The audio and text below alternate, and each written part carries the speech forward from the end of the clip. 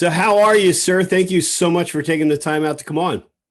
I appreciate it, man. When you reached out to me, I was shocked and honored all at the same time. So thanks for inviting me onto I your was shocked and show honored here. that you'd come on. So we're Oh. good. We're good.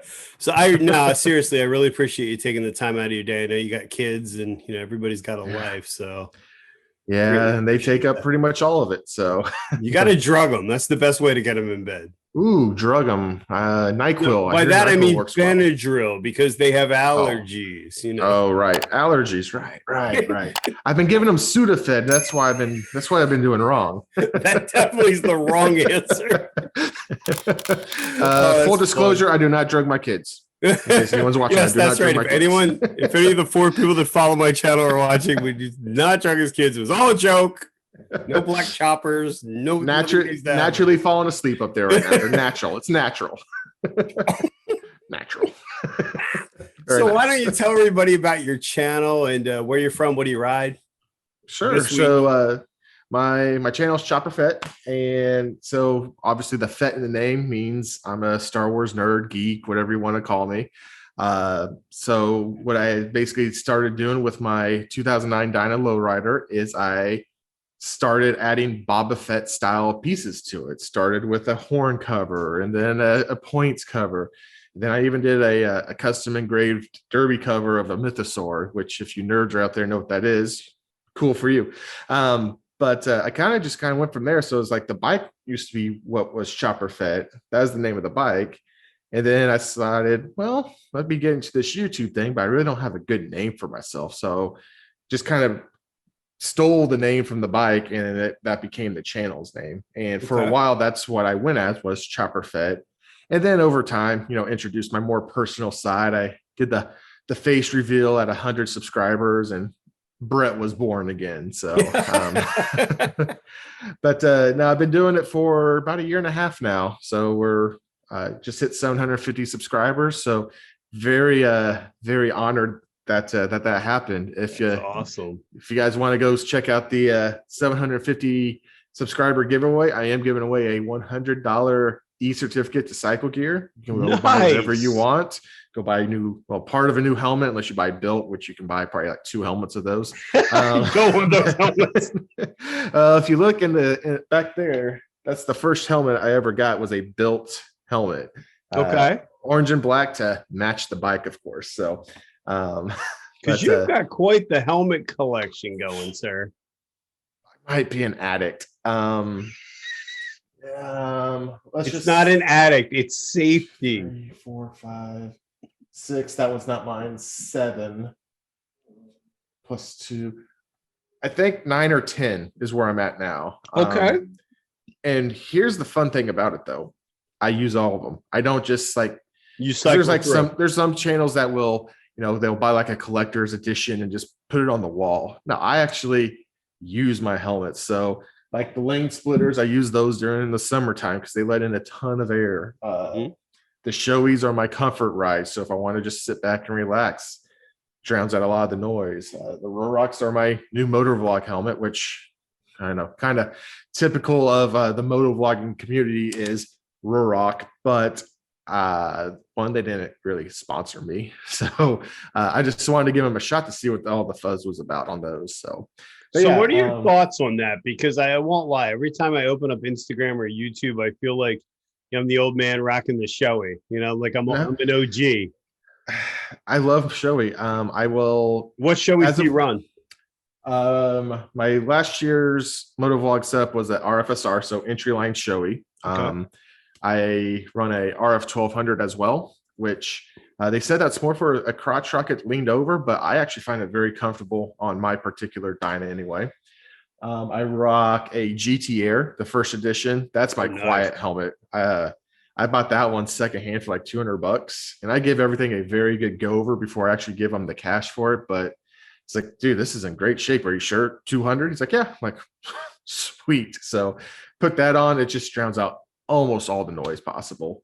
And then my other show is a GT Air, not obviously GT Air, a Neotech one, which I haven't used that one too much lately, but it gets picked up whenever I want a little bit of a change of pace. So okay.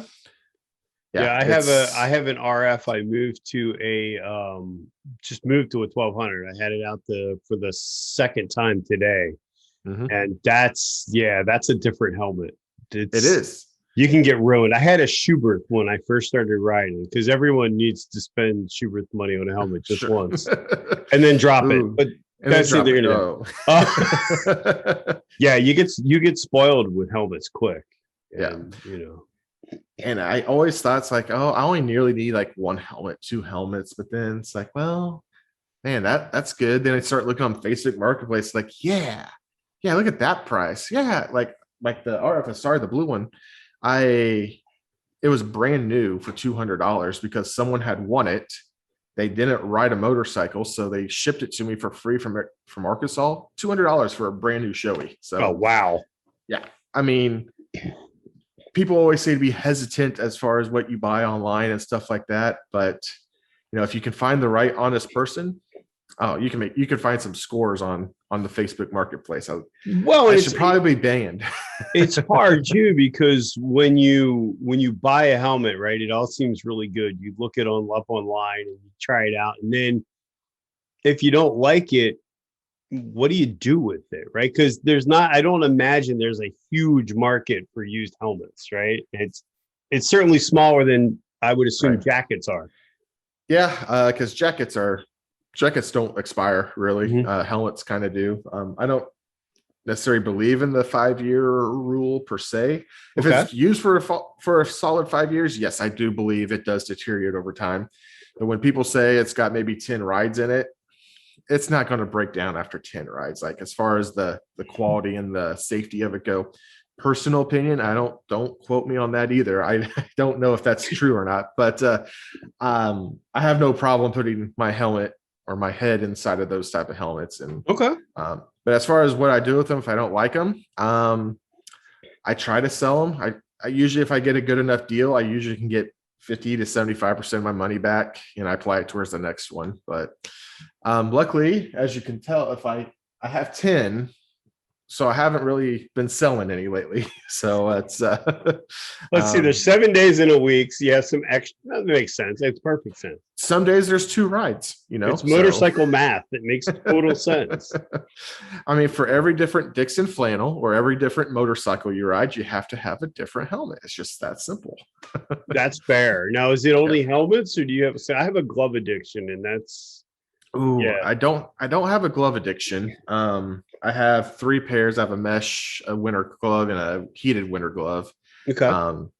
I want to look into some of the Indie Ridge stuff. I know there's a lot of good leather that they have. I actually held a pair for the first time the other day. I'm like, ooh, I like these. And the ones I tried on were just a hair too small. So I know I just needed to order up a size larger than what he had. But yeah, I mean, if they're brand new, they're definitely small, especially with the leather, but they stretch, which makes them awesome because they feel like those pair of jeans that were built for you, kind of thing. I don't know if I've ever found those jeans yet. So. Yeah, I haven't either, but let's hypothetically say that. But I run the I don't have them in my office. I have the denim and leather ones that I wear all the time. They're really comfortable. Those are the ones that are currently in my shopping cart. I just haven't clicked the checkout button yet. But the nice part is after you get if you buy 10 of them, they're not that big. So only takes up one helmet room. There you go. Yeah. Awesome. My summer gloves are pretty much done for. The Velcro doesn't Velcro anymore. So I was like, I think it's time this summer. I'll probably go ahead and pick them up at that point. But cool. But yeah. I really don't have any other addictions except for the helmets and Dixon flannel, which I don't usually wear too much of these when I ride. Just kind of depends on what kind of ride it is. I've heard that addiction is strong. I don't want to start that addiction. Well, they got me on like a $29.99 entry one. Like, I just happened to be browsing, like, it's on sale, $29.99. Okay. And I bought 2 of them. Like, these are great. This is better than any flannel I've bought. I mean, I've done Duluth and other brands. I like it. Well, then the next wave comes around, like $49.99. I'm like, I really like that color. So click order. And then the next wave comes out, $59.99. Like, now I have a problem. Luckily, luckily the wife says, hey, you dress nicely in them, so go for it. And back when I was actually stocking up on them is when I was actually in the office for my job. So I was able to wear these as my work shirt. Okay. Well, now I'm work from home. So now it's t-shirt and shorts. So they don't Wear get as much clothes anymore. We work from home. Right. I'm wearing this, but believe it or not, I just have shorts on underneath. I did not dress completely for the part here tonight. That's what I do for meetings. When I was filming our CEO before he left the company, he had this really nice shirt on, and we're filming this like goodbye speech, and he stands up and he had shorts on. I lost it because I didn't realize it because it looked like, he's got this nice shirt and it's all pressed, and I was like, oh, you got it. That's funny. Yeah. So what is your vlog setup? Now do you have multiple helmets set up for that, or do you use primarily one? So right now I have 3 helmets set up for vlog. I have the Shoei RFSR, which was last season's. And then I have a Atlas 2.0 and an Atlas Berserker, both set up. Okay. I'm still trying to kind of fine tune some of the Atlas stuff because they are a much noisier helmet. So I think this season is just going to have just a shade bit more wind noise. I try to cut it out as much as I could with my external recorder that I use, but it's going to be a little noisier. But when I go and look at everyone else's video, it has the same wind noise. So it's not like it's going to be, really, really bad, like a new person who's just getting into motovlogging. It's still going to be a quality product. I wouldn't ever put out something that was annoyingly loud or couldn't even hear me, but I'm such a quality fiend, which I'm sure we'll discuss some of those other things later on as far as my gadgets and how I am a stickler for, like, not perfection, but I really do strive to put out a really good product. Well, you mentioned the audio recorder, which speaks to the quality. So what are you running for audio recorder and mic? So for the recorder, I run a Tascam DR05. Okay. It's the little $80 or $90 one. It's about yay big, fits perfectly in my front pocket. And the reason I like running that is I can use a Sony ECM stereo mic. A lot of people use purple pandas and the giant squids, things along those lines, but those are all mono. And the reason people choose that microphone is because when they plug a stereo microphone into a GoPro, you get cracking and popping like crazy. And so they go to the mono mics, such as the Panda, and they put it into the media mod or the mic adapter. And that does get them good audio, but I like the ability to record in stereo. And if I need to, I can dub it down to mono and post edit if I want to. But what I like about the Tascam, though, in conjunction with it, is I can filter out a lot of wind noise just with the device. It has a frequency cut, so all those deep bassy wind tones can be just cut out of the recording right there on the device. Are you nice. Doing I forget who I heard this from. I want to say it might have been early Bikenberg. Are you using it where the left channel or the right channel's down and the other one's up to cut over back and forth? No, because the way I had the microphone situated in the helmet, I have it so it will pick up left and right channel at the same time. So that way I don't have to worry about cutting anything. It's just it's basically up and down perpendicular, so it's just capturing my voice inside there. So it's capturing the left channel and right channel. If you were an extreme critic of the channel, I know when I go into post, sometimes one channel is slightly louder than the other. But when it's coming out of both speakers, or if you just have a single speaker like on your cell phone, no one's ever going to be wiser. You'd have to basically have a surround sound system watching my motovlog. And if you are watching my videos in surround sound, well, I think I made it. So it's great when you look at your statistics. You're like, all right, I'm going to upload this to 4K and I'm using this L lens. And then you realize that somebody's watching it on like an iOS 8 iPhone. And you're like, but honey, didn't it look good in post? It looked great on the computer. Sure.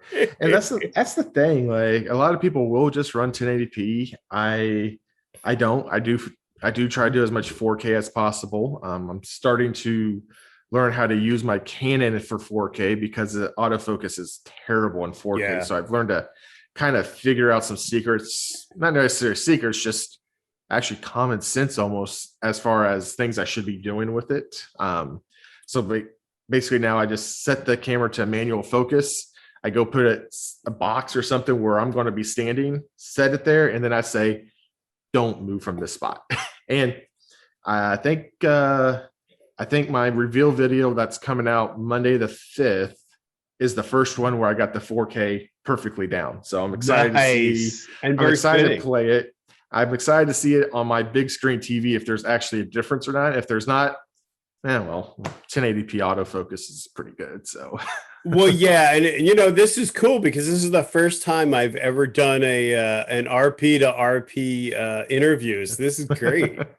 Yeah, and I'm not sure what you're using to film yours here today, but I'm actually using an old Canon T3i. So it's something I've had for probably 10, 15 years. Okay, I thought you were using your RP. Gotcha. No, that's probably why I'm not completely 16:9 on there, but I don't have any extra batteries and I'm not sure how long they would last. So I had this my setup for my live stream that I usually do. It usually goes for about 3 hours, which is about right. So and it does really good because I mean it's got a good lens on there, so it still gets the blurred background. It still has all the it's a DSLR, so it still does all the same basic features. And what lens are you using, just out of curiosity? Oh, it looks like it's not the nifty 50.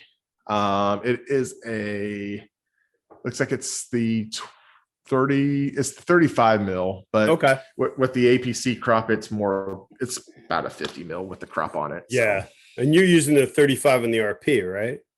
I am using the 35, but that lens is money. Oh my god, that was well worth the price of admission on that one.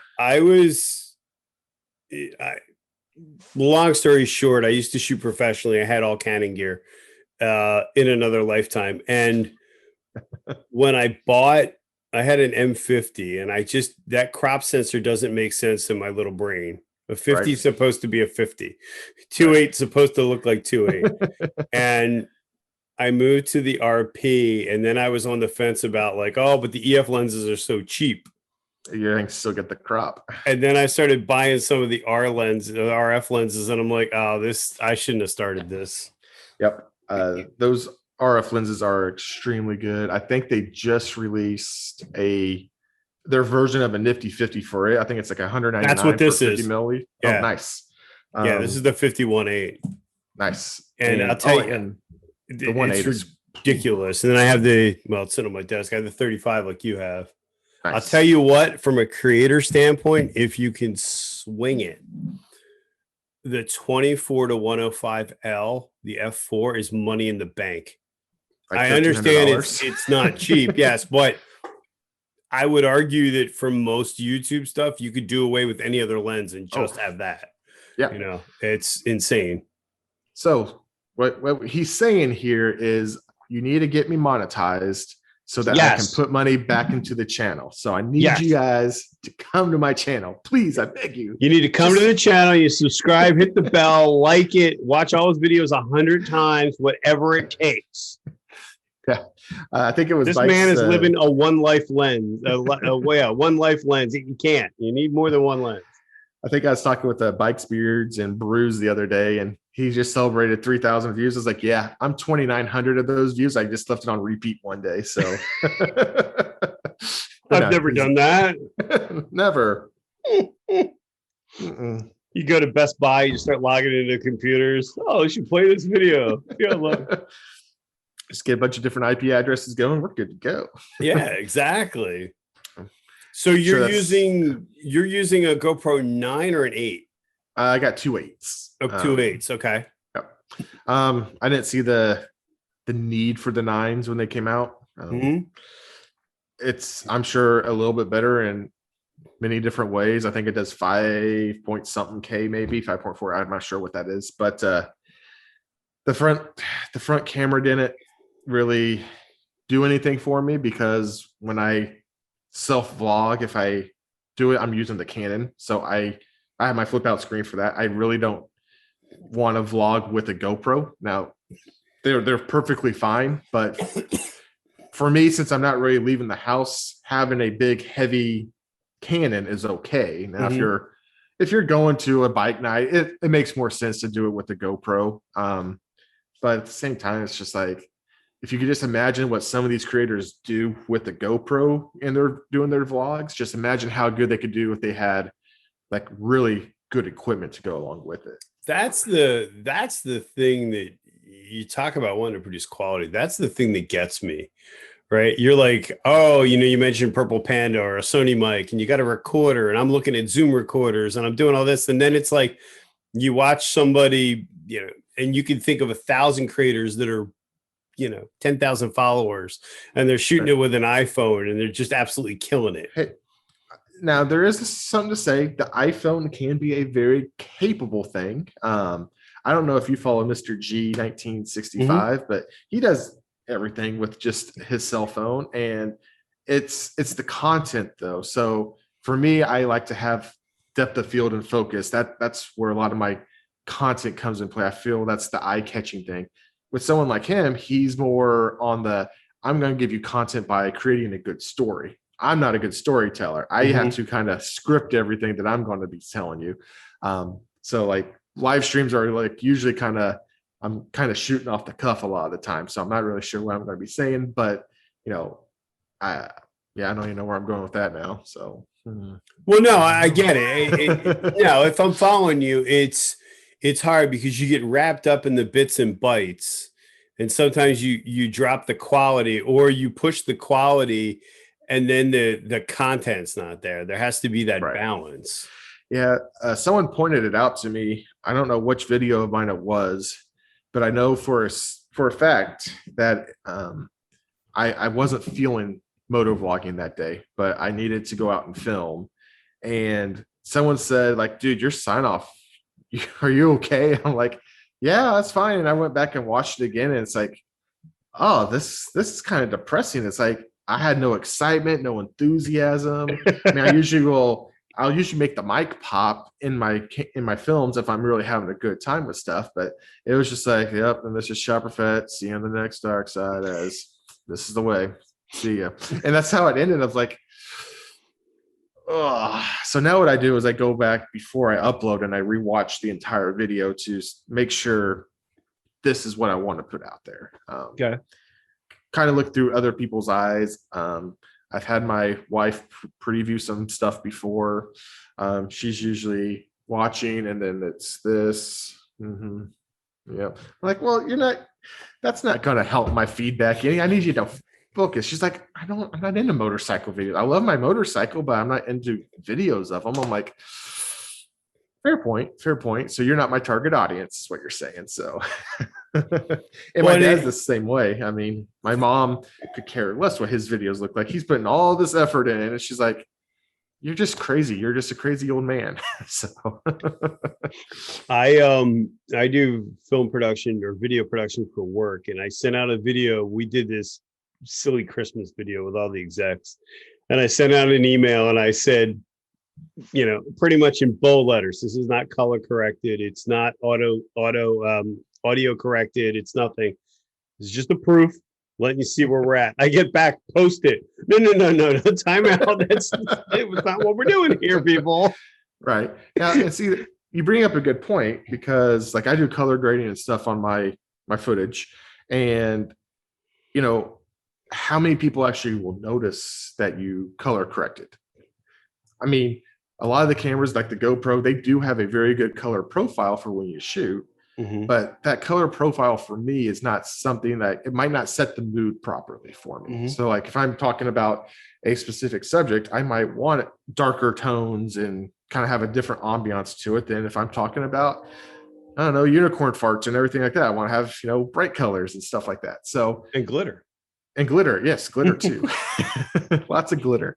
But what I don't know is, does that translate to people? Do they actually notice it? And it's more just like, this is what I would want to watch, so this is what I'm going to put out. So if they enjoy it, great. If not, well, I'm saying still do it. So well, and I think that speaks to too that you're creating content for yourself, and I think that's key, because once you start looking at, and again, I'm nobody, but once you start looking at analytics and things, you're like, I can make this video that trolls the Harley world and people flip out and the engagement's through the roof.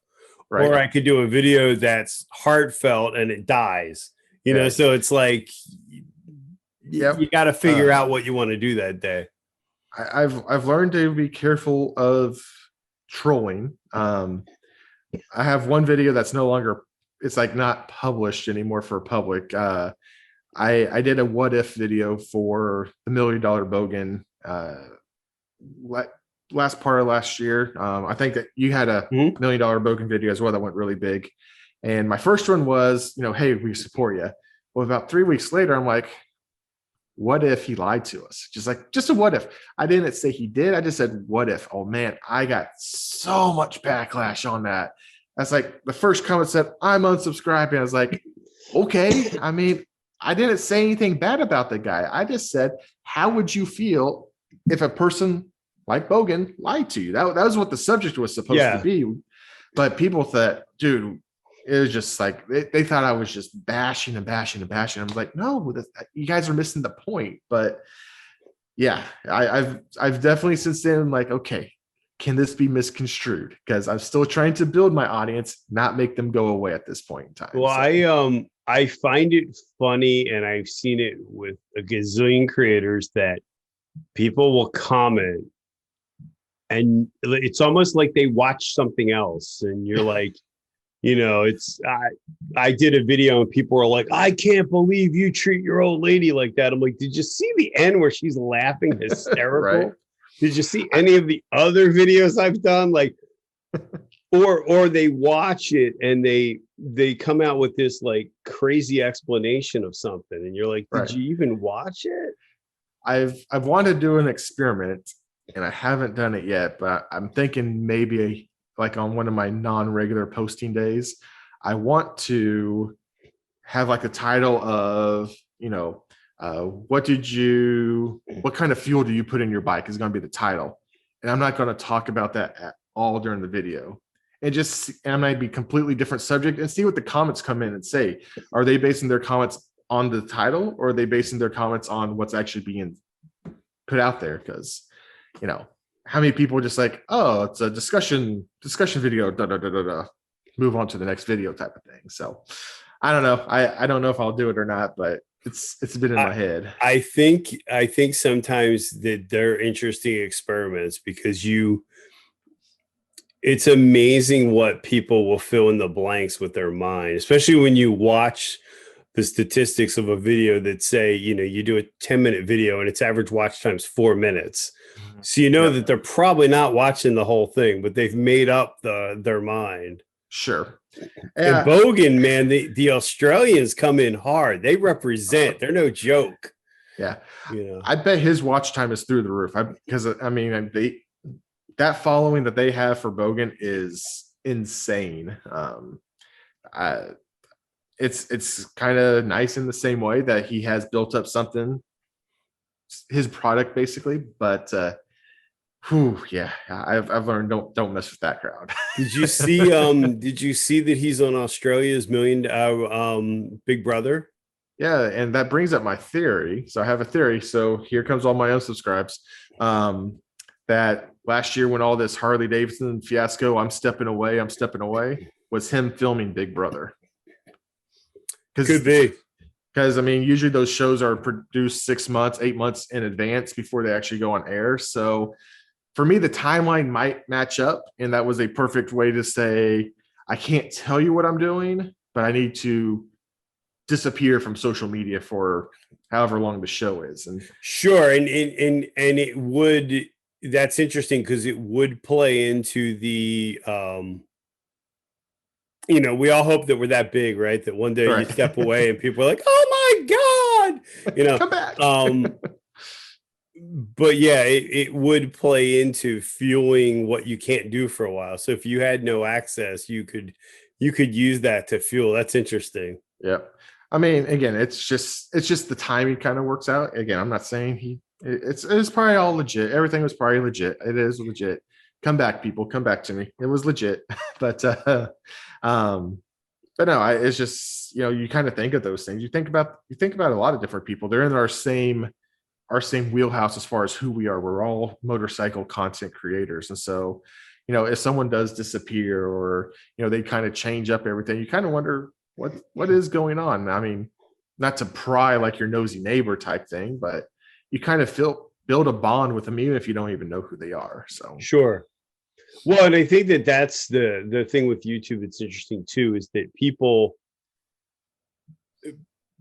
sort of form a bond with your channel and that persona, and it's both, I guess, good and bad. It's right. like, I don't know how you are, but I ride a bike, but I'm not one of those people that like hangs out at the Harley dealership and talks about bikes for 8 hours. I'm just not. And I find it really funny when people will start talking to me and I'm like, I don't know. I mean, I like my Legend suspension, but it doesn't mean that there's not 100 things better. It's just what works for me. Right. No, I'm the same way. I'm very socially distanced myself. I was social distancing before it was the cool thing to do. Absolutely. And that's, I think a lot of people that do YouTube are like that, because this is an outlet, right? I can say whatever I want, and if you like it, great, and if you don't watch it. I mean, right, exactly. It's really no different than my life, right? It's just that there happens to be a small percentage of people that look at it and go, "Oh, it's pretty cool. I'll watch it again." Right. And that's what's kind of cool is, it is just you and the camera, so you can be comfortable. I do know the first few videos that I did off of the bike, so completely not motovlog, just actual videos. I was very self-conscious about them, like as far as putting them out there. I was like, whew, I mean, now they're going to see me. I mean, I'm a big guy on a fairly small bike. I mean, do I really want to put myself out there? Because I've seen the comments on other channels, like how they ridicule big guys. They're like, oh, look at that fatty riding a motorcycle. That's funny. Oh. And I'm like, do I want to be that guy? But then it finally just clicks, and it's like, I don't care what that person thinks. Like, I can have that comment come in, and I can either reply nicely and say thanks for the watch, even though you insulted me, you gave me a statistic which is going to help my channel, or I just delete the comment. So it's just, it took a lot of getting over that fear of being criticized. Because now, how do you deal with that? I mean, because one of the greatest things I heard was a John Maxwell comment, and I won't repeat the ending of it because I don't want to get demonetized, but it was basically like, thanks for the view, A, and it was just right. Like, and he deletes the person or blocks right. them. No, and that's, I usually leave the comments there. Now, I haven't gotten any really negative, like, towards me comments since the bogan incident. Ever since then, I'll get some comments, like, as far as like when I do some voiceover things, like, oh no, this is why this bike's better. I'm like, hey, I appreciate the feedback. So, those are things that I like. Those are actually driving a discussion, and they're not necessarily calling me stupid. They're just like, well, this one has rear cylinder deactivation. You didn't mention. I was like, you're right, I didn't, because that's not really affecting the performance of the bike, which is what this video is about. But I appreciate you picking up on things like that. So those kind of things I handle just fine. Like I said, I haven't really had any major backlash lately. I don't really make too controversial stuff, hopefully, but it does take a thick skin. I think at some guys say, they were on unsubscribe or something like that, and I posted it on Instagram, like on a story, and oh man, support MVC came in like a wrecking ball against that guy. Like there's like 8 replies, and just basically from berating me to just going after him. And those are good group of guys and gals that support MVC. So yes, and I really think that those are the fun ones, because you just sit there and you're like, sooner or later someone is going to take a swing at somebody, like yep. the bogan video did that. There were people thumbs downing it, and people were like, who the hell would thumbs down this video? Like, right. It's really funny, because it's, and I think that that's kind of the cool part about being a creator, is that if you're genuine and you build that following, that you don't really have to respond, right? You have the people that'll do your heavy work for you. Exactly. Well, dude, people will thumb down anything. You could have a video of a beagle puppy jumping around in a field playing with a butterfly, and someone will thumb down it. I'm like, it's the cutest thing in the world, and nope, we don't like it. I'm like, it's okay. And I think I have a stalker personally on my channel. There's always one thumb down every single video. It's like, and it usually comes up right away too. Yep. Within like the first hour. Yeah. I'm like, just unsubscribe. Just don't watch it, dude. What is your deal? I feel like I know who it is. My comment to those are those interactions are interactions. So yep, exactly. It's not doing anything but winning, because it's the more interactions you get, you know. Yep. It's the whole thing. It's the number away from zero. So it doesn't matter if you get 100 pluses or 100 minuses. That's still 100 clicks that are on your video. So yeah, go for it. Promote. I like that. One of the things I found fun too is that when someone really says something really negative, rather than like deleting it, you reply back with a question. And if you're lucky, you get the person that just keeps going. And you're just like, man, this engagement's great. You know, dude, video's been up for an hour and it's been watched 80 times, you know. Right. There's so many times like I try to reply to as many comments as possible, and you know, in those kind of comments, like you ask them a question back and nothing. It's crickets most of the time. It's like, so did you put your comment in to try and just take a quick little jab at me and make me feel bad about myself? And then did you even read my reply, or was my reply kind of like, oh, he's got me there type of thing? I don't know, but yeah. It's and I think too that it's interesting conversation, because I think too, now that we've all been, you know, kind of shut in for the last year, I've noticed that people are just angry. Like like people just go off. You know what I mean? It could be like, I could be like, this is my new reveal bike. I bought the snake bite venom road glide, and people will be like, why would you buy that color? That number one's the wrong color, you know, and they're just going off. You can't buy a bike that's two colors. You can't buy a purple bike and a green bike at the same time. Well, how will you register it? It can't be two colors. Yeah, I'll never get a ticket because the cop will write it as purple and the bike's clearly green. So you're off. Your Honor, come over here and stand to the left. Look what color it is. Don't mind on the right side. Don't move. Yeah, that's like, man, I can't stop looking at that bike. The only thing they did to save my wallet was they didn't make it black chrome. If they made it black chrome, it would have been game over. I would have just sold my kids or something. Hey, you know, not that my kids are for sale. I don't want to get them monetized. They're not for sale. Yeah, they had quite a few of the I don't know the color name, venom, snake venom color up there, even on like the Sportsters. And man, I probably, because I was getting new tires on something the other day, and something, would that maybe be a moped, a monkey? It was a moped. It's a Vespa. You went to a Can-Am. Yeah, sure. I went to a Can-Am. Yep. You just ruined my reveal video. Thanks. I'm sorry. Thanks, dude. So Monday, act surprised when you see the Can-Am. Yeah. Or it's a monkey bike. Or you went to a street. You went to a 500 street, didn't you? I did. There was just something about that motor that just screamed to me, liquid cooled. I just wanted. I mean, it is the anti-Harley. It's so anti-Harley. Until they come out with the in India, they're coming out with like the 300 or something now. So yeah, that's what's funny about. Oh, go ahead. No, go ahead. I was gonna say what's funny about that bike is when I saw that announcement of the 300, and I think maybe it was right in the Ozarks had something about it. I was like looking through the comments or something, and they're like, oh, that's not a Harley, blah, blah, blah. I'm like, dude, it's not even meant for you. It's not even being built here. It's not even going to be sold here. This is for the demographic in India where they need small bikes to get from point A to point B.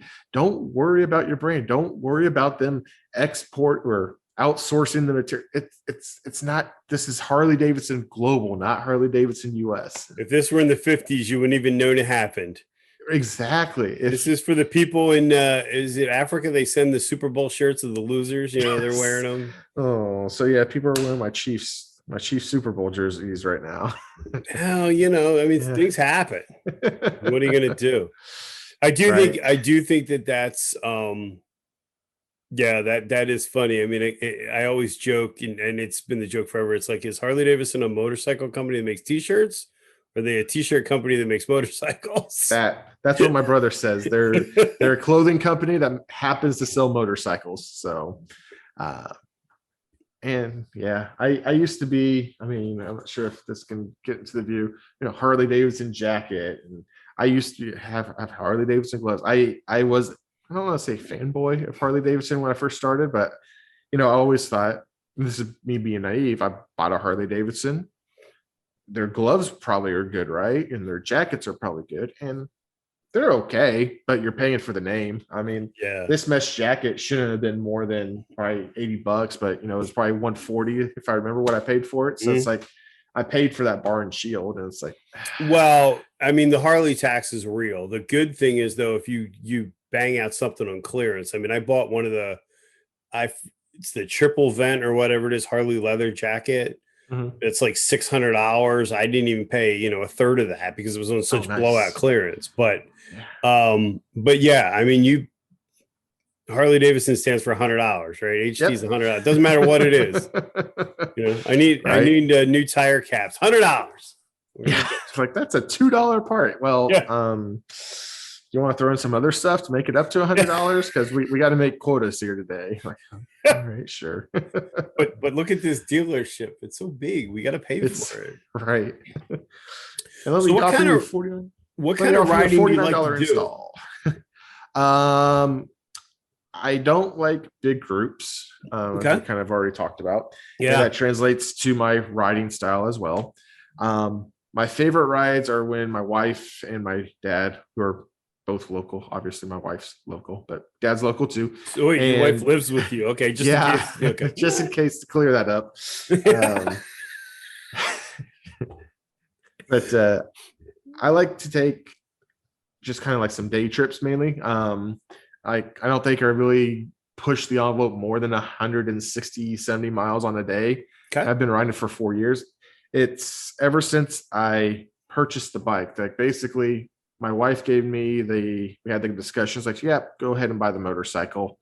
And then not even a month later, she tells me she's pregnant. So I didn't have like a whole bunch of free time to just kind of be wild and free and just be crazy with it. I had to basically, because that was in October. So again, we're hitting end of riding season. My kid was born in July, which is right in the middle. So that first year, I didn't get much even time on the bike. And then when you have the family and, my wife would let me go out all day if the schedule's lined up for it. And she wouldn't mind. But I personally just can't do it. It's like, oh, I feel guilty and I guess I'll go home. So that's why most of my stuff is usually limited to maybe 4 or 5 hours, give or take. There might be some days that are longer.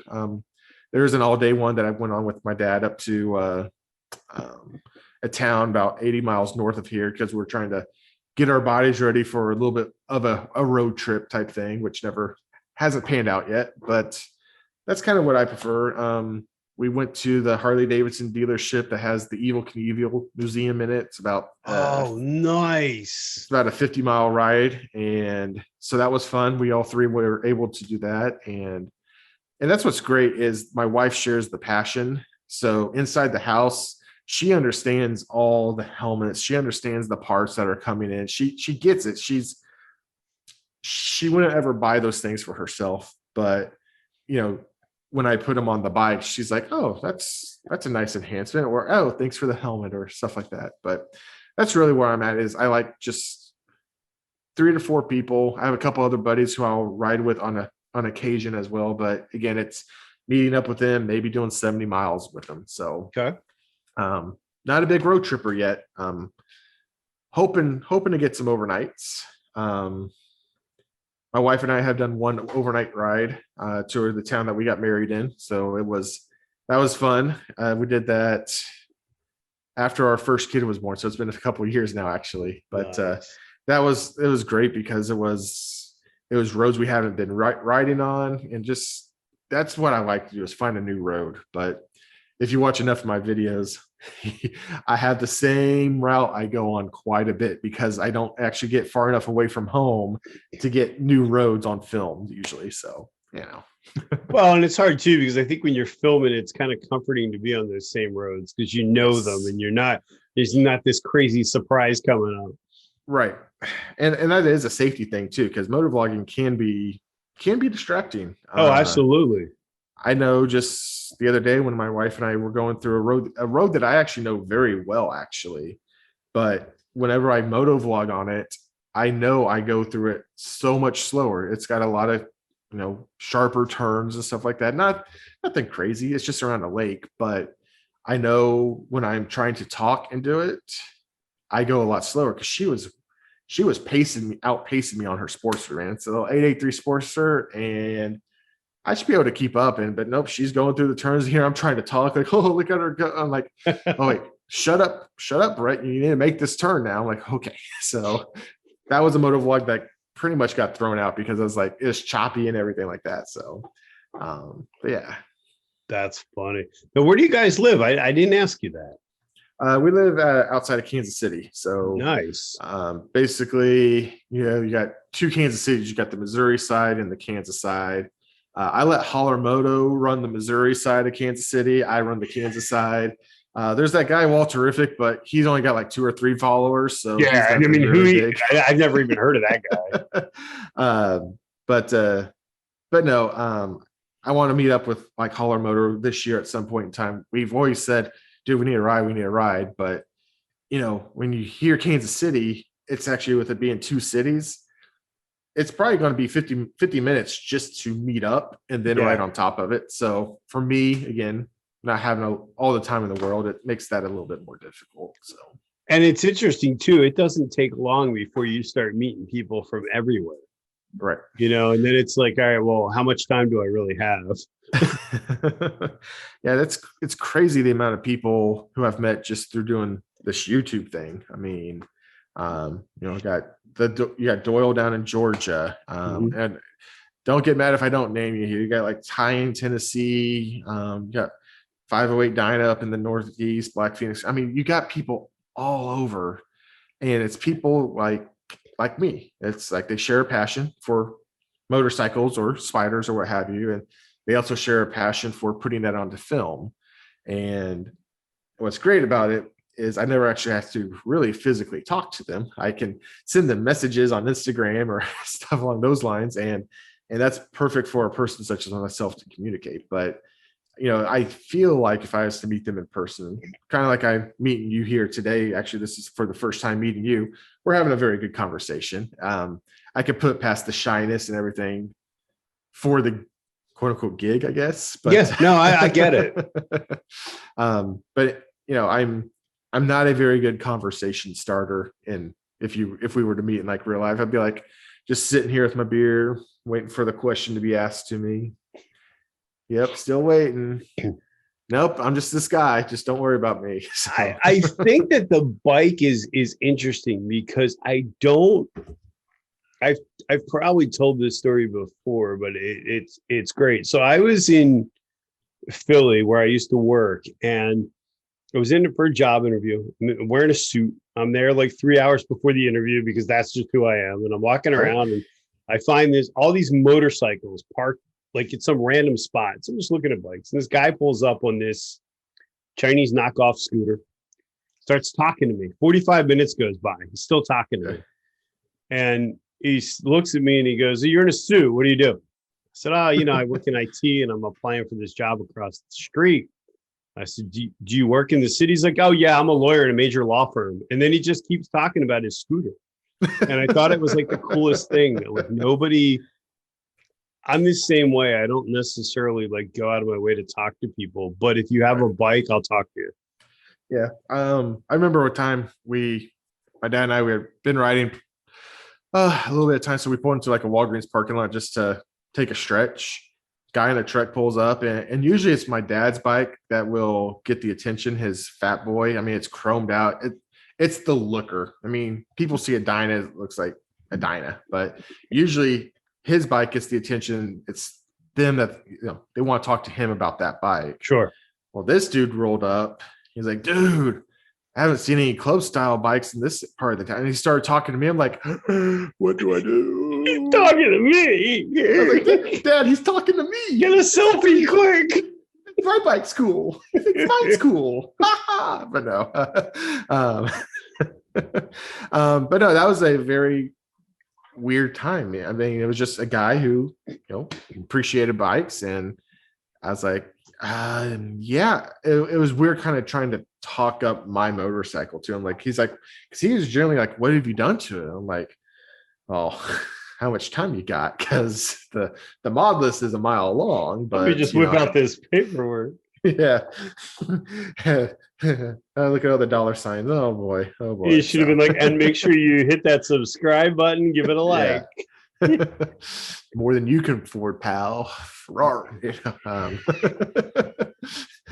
Hopefully that doesn't demonetize you.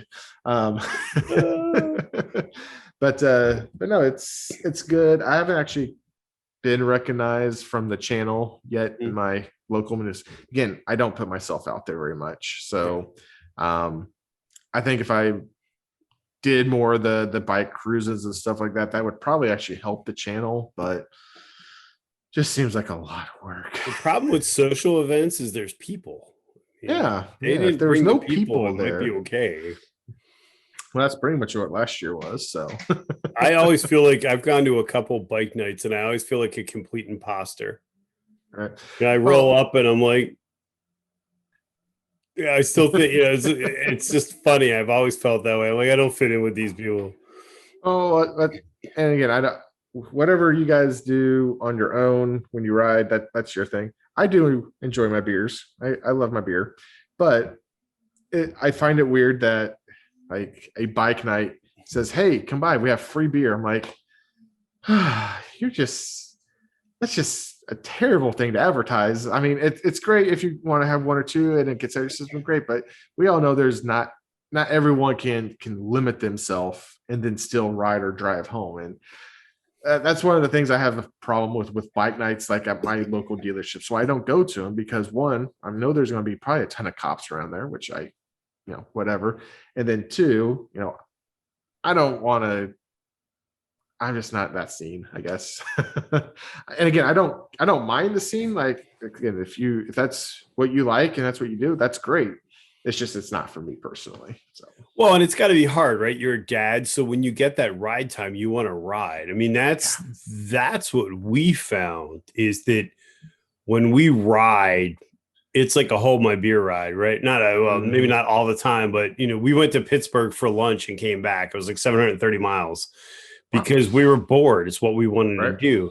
And I find that not everyone, and I think it's great, everyone can get the same experience, whether they go to the local brewery or they go to, across the country, right? You're still riding. Right. But I find it interesting that a lot of people really don't, they want to hang out for the camaraderie than they want for the actual riding, which again, it's your ride. Sure. Yeah. I've been on a few occasions where like, okay, let's meet here. So we meet there and then we ride. And we rode 12 miles and we're stopping again at another watering hole. I'm like, well, dude, guys, we just got started. Let's keep going. We put 12 miles on. And then at the end of the day, you only put 40 miles on the bike. It's like, I was gone for 6 hours and I put 40 miles on my bike. What did I do today? I would rather, I just want to ride. I just want to put miles down and have a nice meal lunch somewhere as like a destination. I like that kind of thing. I'm probably sounding like I'm like a 60-year-old man at this point. Sounds like I like to go to the Home Depot and I like to ride the shuffleboard. Yep. On the cruise ships. I did the first group ride I ever did. I was so excited, and I got there and I dropped my bike, and it was a fun day. And they stopped I felt like they were stopping every 5 minutes, and I was that was in probably the first 2 years of me riding, so I was still a relatively new rider, and I started with a scooter, so I was new to a manual bike. And I was just like, oh my god, why are we stopping every 5 minutes? That's what it felt like. It was like, oh, but we're gonna go here and look at this, then we're gonna go here and look at that. I'm like, oh, you guys are killing me. Yeah. I get into the flow of the bike and then I'm off the bike. So like for me, I usually like to go 50 minutes to an hour before I am ready to hop off and stretch my legs. I've gone, the hour and a half, 2 hours before. It's not the most comfortable thing for me. Bad back, overweight guy type of thing. But I mean, I like to go long stretches as opposed to doing this, hopping off. Now, I don't mind doing this, hopping off if it's like an errand, run to the store. Hey, I don't, those are fine. But if it's like a social thing, hey, let's just all go ride. Let's all put miles on. But it is what it is. So I mean, that's why we've done 2, 3 maybe charity rides, and that was that was wow. Yeah. Because I feel like you're riding sometimes either with the people that do it all the time, and that's great, or the people that they come out once a year and they may or may not know what they're doing. Yeah, there's those too. So, and I could be that person too for all I know. So who knows? But I think that it's hard too, because everyone says, okay, well, you ride, right? You ride, I ride. But I'm finding more and more that, I hate to say this because it sounds kind of ignorant, but I kind of feel like the bike sort of defines typically the way you ride. Now, there are people that ride the hell out of a Sportster. Whit Mays is a classic example of that. But generally speaking, if they have a touring bike, they're doing bigger rides, or they have a smaller bike, they're doing smaller rides. And you kind of have to find the people that ride that same ride. And it's amazing to me how diverse that is. Like, not everybody rides the same way. True. And I feel like the people who ride the same kind of rides that I would like to go on are a completely different scene altogether too. So there is like a Kansas City motorcycle thing on Facebook that I'm part of, and like, hey, we're all meeting up here. And then, for whatever reason, I don't go. And then I see it's like, I mean, and I like crotch rockets. I like all bikes, but it's like, it's a crotch rocket crowd. It's like, man, that ride is perfect. That's the ideal ride. But here I am sitting on, my cruiser, which I would probably take up the rear anyway. I don't mind being last to get there type of thing. But it's like, it's the whole, if I show up there on a Harley-Davidson and this is like a sports bike thing, do I get crap? Or are they like, hey, there's a Harley guy here? I mean, those are the things that I have to work out myself sometimes. It's just, getting past that social interaction. Well, I can say from being in a scooter group that was mixed of scooters and motorcycles, it was an absolute nightmare. I had a KOR. I was getting like 235 miles to the gallon, or not to the gallon, but to the tank. And you've got somebody in there with a Vespa, and you're just like, we're stopping for gas every half hour. We probably weren't, but that's what it felt like, Yeah. I don't like stopping, period. I don't like getting gas. I don't like any of that. Yep. Let's just put the miles down. Exactly. Yeah. So if I could get a bigger tank for my bike, I may do it. It's like I don't want to ever get gas again. That's funny. That's awesome. So do you have any plans for your channel? I mean, you're obviously creeping up there pretty quick. So we're looking, I mean, do you have a goal for 1,000, or are you just rolling with it? Well, so the goal of 1,000 for the monetization, and I want to, I'll clear this up on my channel if and when I get there, is the reason I want that is not necessarily to become rich and famous. A lot of people don't realize how expensive this hobby is.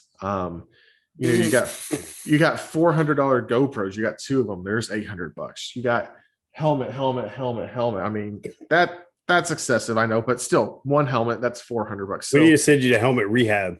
Yeah, exactly. But I mean, for a decent setup for a motovlog is going to probably be $1,200 when you factor in all that stuff. And I want to continue to get more things. Eventually going to get drones or 360 camera, or I have the Canon RP, which is paid off now finally, thankfully.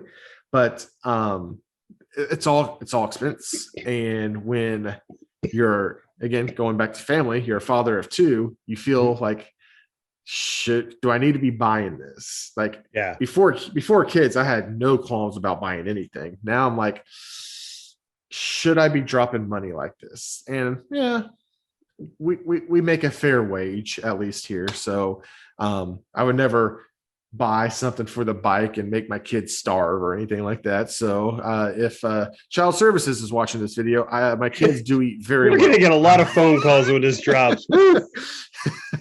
But that's the reason I want to get to the monetization, and the reason I want to get to there this year, hopefully, is looking at analytics. So you have to be twofold, 1,000 and the 4,000 hours. Well, my 4,000 hours really kind of kicked in the overdrive kind of towards the end of last year when I started doing some of the voiceover stuff. So I really want to make sure I get to there, because my fear is I'll get to 1,000 and then my watch hours for the last year will dip back down under 4. I'm at like 6,300 hours currently for the year. So I know I'm in a good spot. It's just I need to get that final push to kind of get there.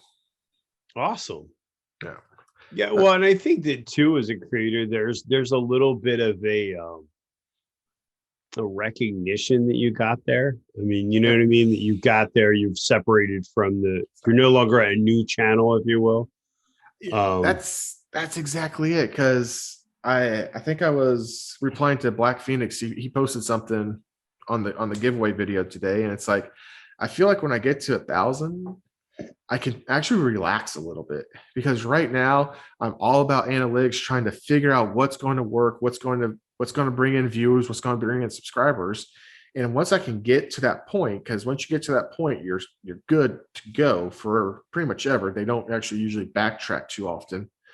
I think if I could get to that point, I could really just take a step back and make more content that is not just motovlogs, where it is actual stuff happening around me. And that's really what I want to eventually get to. I mean, the motovlog is great because it's a very easy for me video to create. I go out, it takes 12, 15 minutes to film a single episode. I can actually have it clipped and edited in one night, and then the following night I have all my special add-ins added. So I can do a motovlog pretty quick. But for me, that doesn't really fill the creative void that I have. So Sure. That's why you see, some of the other things like you've been seeing in the garage lately of me doing those kind of things, because those are me planning out a whole situation type things. So, well, and it's hard too, because I feel like the reviews get the long-term traction. Yeah, but like sure. you said, you kind of have to tamper it with, but now I'm not engaged, right? Like I may love the product, but how much can you really talk about a boot, a glove, a jacket, a helmet? Right. You can to a point, but Right. it's not the same excitement of, maybe doing a trip video or something that's a more of a personal mission. And there's a spot for those. So I feel like that's what's nice about a YouTube channel is you don't have to be 100% reviews. You don't have to be 100% having fun. You can do the mixture of it, but as long as you set the expectation as far as what's going to happen. So if I make a video that's more personal, as far as like, hey, this is just a life update, I know that's not going to bring in any new traffic. That's going to be the subscribers who it's going to pop up on their feed. They'll click on it, and because hopefully they like you, they'll watch it and stuff like that. I know that's not going to bring in much. However, if I post that, Bitwell lane splitter or ruroc helmet review, it might start off slow, but if it can just catch the YouTube algorithm and get promoted, I mean, it can spiral. Sure. I did the Batwing fairing as a goof. I mean, I really, that was one of those times where I was just having fun. It's like, let's put a ridiculously hideous fairing on a dyna, and it started slow, but it's up to over like 1,500 views. I was like, why are you guys watching that? But Mhm. at the same time, it's searchable because people are searching Memphis Shades, they're searching Batwing, they're searching all those same things. And yeah, so it's hard to figure out what's going to work. So Yeah, and it's hard too, I think, from a creative standpoint, is because it's almost becomes work, right? Like those videos are kind of work because you don't want to say the wrong thing. You want to make sure you have the information rather than me just rambling like an idiot and we're going to get barbecue. sure. You know, because Ooh, it's barbecue. my wife always laughs at me, like when we're talking during those videos, she'll be like, well, you didn't say what you mean, or you were saying this, you're saying, I'm like, it's a conversation. Like nobody's sitting there going, wow, he didn't really, he's talking about Memphis barbecue, but he really meant Texas bar. Like it's Right. nonsense. You know? It's Yeah, it is a job. I mean, you could sink a lot of hours into this and really maybe not have much to show for it. I mean, and that's not like being a mean thing. It's just it just takes forever. It's not like the old days where everyone was just getting their stuff pushed out by YouTube. It's now we're going to make you work for it, which I can appreciate it because it's not just a bunch of bot subscribers that are boosting your numbers. It's actual people who are watching your stuff now. So I always kind of get mad at YouTube because I'll get to a milestone and then inevitably I lose a few or something like that. And I know deep down it's the right thing for them to probably do because they're probably getting rid of all the spam and people who aren't maybe watching your channel. I get it. And at the same time, it's like, I like that number being high. It Sure. self-inflates my ego a little bit. But at the same time, if the number is lower, but the engagement's higher per capita or however you want to say it, then that's maybe what's even more important. well, yeah, and all day it, about that. it's interesting too because you'll do a video that has a lot of back and forth comments, and you look and you've got 80 comments but you've only got 200 views, but it's kind of fun because you're at least engaging with that community. Yeah. And I mean, and going to the full-time job thing, I am so far behind on comments right now. And it's a good thing because you get to a point where it's hard to keep up with them. You can't reply to everything. For a long time, when I was only getting 60, 70 views, the comments were maybe 20 per week.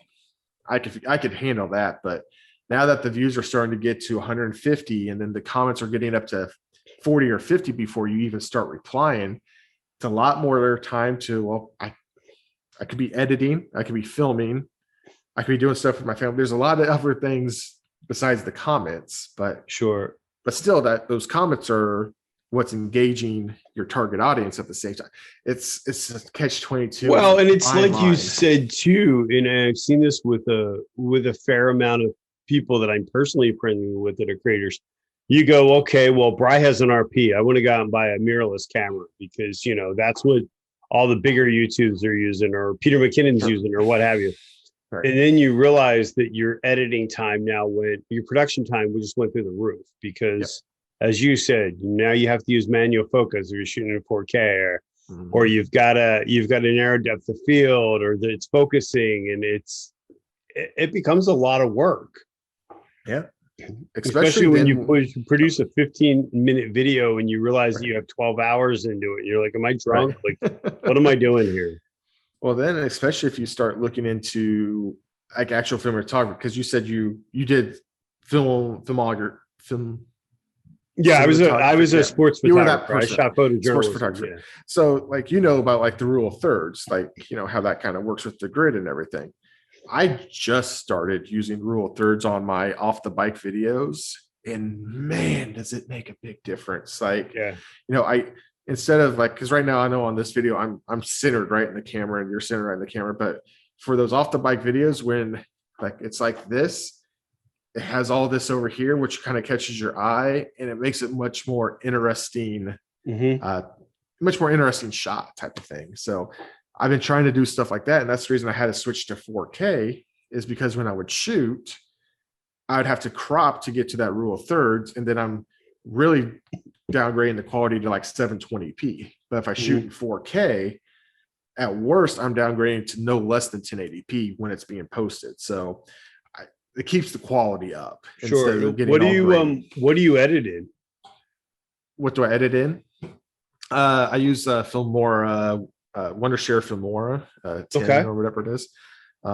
It's easy. I don't like paying subscriptions to stuff like Adobe, so I think I do pay $15 a quarter for some of their like transitions and stuff that they come out with regularly, but I don't want to pay $30 a month for like Adobe Premiere. It's just it's just an expense I don't need to have really. So well, and I think the problem even with that is that, okay, you're running Premiere, but now you've got to have something that's going to be able to run it. Right. And you've got to, you know, it's the mo money, mo problems, right? Oh, for sure. It's the bigger that the production gets, you know. I can't tell you how many times I filmed and like my lav mic went out and my wireless lav mic. I'm like, come on, really? Like, you know.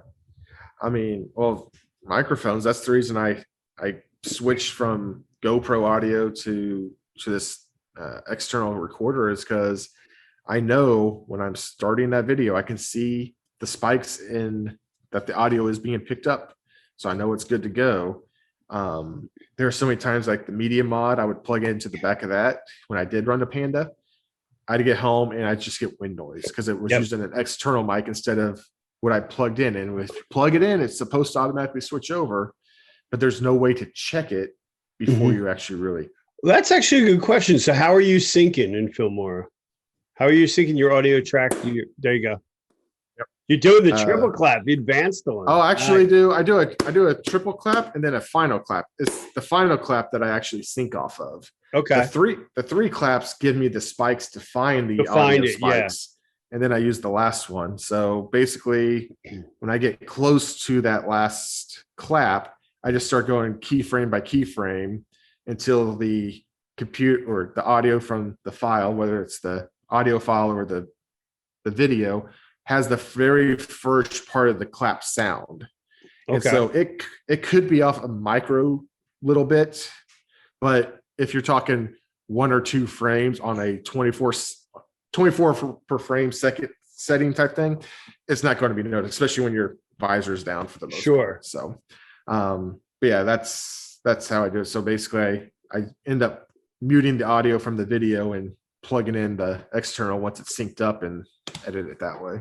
I had a Zoom recorder. I forget which one it was. It's the one Matt Laidlaw was using at the time. And I used it for a bit and I was having some problems. I just kind of gave up. I got frustrated because that's so me. But what I don't know is how long does that run in a continuous file? Because I think that would be key, right? Does it just run? So when you hit record, is that MP4 file or whatever it's MP3, whatever it's recording, is that for the duration? It doesn't break it up like a GoPro? No, it will outrun. Like there's been a time I forgot to turn it off and I came back, it was at 3 hours and 50 seconds and still going. Damn it, you're spending my money. But yeah, that's what makes it nice, is because it doesn't break. The GoPros break, but you just end up, once you get that first sync done, you move everything to the beginning of the timeline and then just put the other videos in sequential, and you don't have to worry about syncing again because it's synced from the beginning. Okay. So, and then from there, I cut it and then I export it to individual episodes, and then I get the fine editing done from there on. So. Okay. Because I've been toying with the idea this year of wanting to buy a voice recorder simply because I'm kind of anal when I ride. Like I don't like having the camera and stuff on there when I'm not recording. And I kind of like the fact that I could just pop the recorder out, and then put it away, but the quality's better too. Tons. So, yeah. That's a huge thing. Yeah. Cause with like the GoPro stuff, like you can turn down the decibels and stuff like that, but you can't cut out anything. And there's a lot of videos I'll watch where they go in and cut out the wind and post edit, but then you can't hear any of the bike. It doesn't sound quite right. Their voice changes quite a bit. Yeah, because you're using a high pass or whatever. Yeah. Well, and that's that's the thing that I've always tried to, or at least was beaten into my head, that is if you have good audio, the rest kind of almost doesn't matter. I'm not saying you want poor quality, but when you have that audio that kind of sucks you in, you can kind of deal with some issues. I mean, I know when I first started doing this, like I was running a GoPro 4. It probably took me 6 or 7 different outings before, like, me just talking, one, to get familiar with just talking to a camera, but not really creating an episode, but just to get the audio right. And even when I go back and watch those first few videos, the audio still wasn't perfect. It was getting better. And then I finally started to change some things and everything. But yeah, get the audio right. The rest will come. So cool. Yeah. So as we wrap up, because we've talked a lot and I really appreciate your time. What free to cut out all of it. So I guess for engagement purposes, because we need to get you to 1,000, you're what, 750 now, so we have to make this happen. Where can people follow you on social media? Where can they engage with you? The best place to find me is going to be on Instagram, Chopper_Fett, because whoever has Chopperfett has like 7 followers. That is not me. Damn it. I even messaged the guys like, hey, do you still need this handle? And he never replied. Because he's not on there. Yeah, you're right. Exactly. So you can find me on Instagram. That's the best place to actually message me. Okay. I just started a Twitter. You can find me there just by searching Chopperfett. I don't know what Twitter is or how to actually use it. A coworker said, you should get a Twitter. I'm like, okay. And so I got a Twitter, which, has 0 engagement right now, but it's all right. And then I don't really do much with Facebook. I have a page there, but don't go there. Just go to Instagram if you want to get in contact with me or try to figure some things out. That's where to go to. So we need to follow you on Instagram. We need to follow on YouTube. Do you have any sort of schedule that you release on, or do you just sort of do it? I do. I have it up in my banner. Every single Monday, there's at least going to be an episode now. Nice. Now, what would, theoretically be this Monday's video? Well, I mean, if you were to follow me on Instagram, you would see that you're good. You're good. You would see that this Monday is going to be my new bike reveal, which I'm being very careful with my wording and everything with it right now. Because Tri-glide. I'm not there yet. Let's see. What could it be? There's a lot of things. Ducati sport bike, didn't you? It's in the cards. Turbocharged Kawasaki. I'll wait till Monday. Let's not ruin it. Not necessarily turbocharged, but you might be up the right alley with the cat. Maybe. Ooh. Maybe. We'll have to see. A Royal Enfield. Oh God, I would go so slow. I'm a big guy, dude. Yeah, but you have to think about engagement. More people would see you riding. True. I can assure everyone it's not a Royal Enfield. I do like the 650 Interceptor, but I don't think I'll ever have one. But they look really cool, and then I'm like, but this is the only dealer I've ever seen. Right, exactly. It's like Indian here. I don't know how Indian is there, but we don't have many Indian dealerships, and I'm always like, this is cool. Yeah, we got one in the KC area, and luckily it's close. I want to go check out the Chiefs once they come in, but they're like, because they're such a small dealer, they take forever to get stuff in. So yeah. It's a shame because they're the best dealers to work with, but it's hard because they don't have a selection. Yep, exactly. So cool. It's always a power sports too. It's always Indian and Triumph and Polaris. It's not just an Indian dealership too. So, which is weird because if you come from the Harley world, it's really weird when you run into there used to be a dealer up in North Jersey that sold Harleys and Hondas, and I thought it was a joke when I walked in, and they really did. And I was like, this is like. I feel like the bike should be on the floor, like duking it out or something. Right. There's a place in Missouri that's a Harley dealership, but because Harley didn't want to let them sell new bikes there at the Harley dealership, they have an annex building that you can go through a tube to get to, and because it's on a different property, they have a motorsports dealership next door to it, ran by the same people, but Oh, why, Harley? Why? yeah. That's But no, man, I do appreciate you bringing me on here. This has been very fun. absolutely. And I would hope that anybody that's watching this checks your channel out, subscribes, and I mean, you have great content, and I think your commitment to quality is huge. So Appreciate that. that's awesome. So as Thanks, we man. wrap this up, I would ask that you guys check out Chopperfett's YouTube channel. Please consider subscribing, checking it out. And until I guess the next one, we will see you when we see you, folks. Peace out. See you guys. Thanks. Oh, wait. And remember, you're not alone for all my friends that are struggling. Thank you, Later. guys.